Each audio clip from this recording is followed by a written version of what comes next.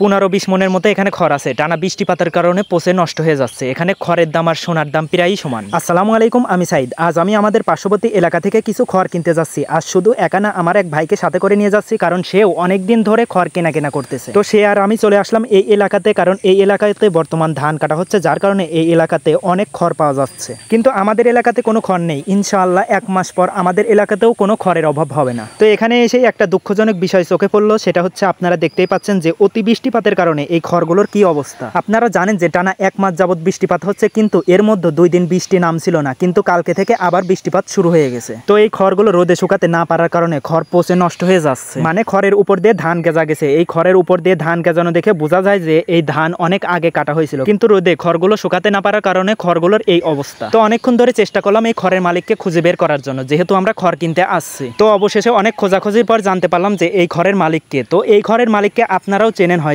আমি মনে করি পুরো বাংলাদেশের ম্যাক্সিমাম মানুষ এই খড়ের মালিককে চেনেন। তিনি হচ্ছেন স্কয়ার কোম্পানির মালিক স্যামসন এইচ চৌধুরী। তো রাস্তার ওই পাশ দিয়ে যেই মাঠটা দেখতে পাচ্ছেন, ওই মাঠেরই দান এইগুলো। তো রাস্তার ওই পাশে সম্পূর্ণ মাঠই স্কয়ার কোম্পানির মালিক স্যামসন এইচ চৌধুরী। তিনি যে এত প্রজেক্টের সাথে যুক্ত থাকার পরও কৃষি প্রজেক্টের সাথে যুক্ত আছেন, ভাবতেই অবাক লাগে। তো এখান থেকে একটা বয়স্ক লোক আমাদেরকে ডেকে নিয়ে গেল, কারণ সেও নাকি খড় বিক্রি করবে। এই জন্য আমরা তার পিছু পিছু যাচ্ছি। তো এই বড় খড়ের পালাটা দেখতে পাচ্ছেন, এই পালাটাই ইনার পালা। ইনি 20,000 টাকা দাম চাইলো, কিন্তু আমাদের বাজেট মাত্র 10,000 টাকা। আমরা অনেক বলাবলির পর তিনি বললো যে সর্বনিম্ন 15,000 টাকা হলে তিনি খড়গুলো বিক্রি করবে। আমাদের এস্টিমেটে বোঝা যায় যে এই পালাতে 15 মণ খড় আছে, কিন্তু তিনি 15,000 টাকাই দাম চাচ্ছেন। এই জন্য আমি প্রায়ই বলি যে খড়ের দাম আর সোনার দাম প্রায়ই এক। তো পাশেই 3টা পালা দেখতে পাচ্ছেন, তার মধ্যে 2টা পালা বিক্রি করছে 12,000 করে 24,000 টাকা 2টা পালা। তো আমাদের এলাকায় বর্তমান খড় নেই, কিন্তু ইনশাআল্লাহ 20-25 দিনের মধ্যে আমাদের এলাকাতেও খড় উঠে যাবে। কিন্তু এদিকে খড়ের দাম অনেক বেশি, আমাদের এলাকায় খড়ের দাম এত না। তো এখানে যে 2টা পালা দেখতে পাচ্ছেন, এখানে 12,000 24,000 টাকা 2টা পালা বিক্রি করছে। এই পালা সেম আমাদের ওইদিকে হলে 7,000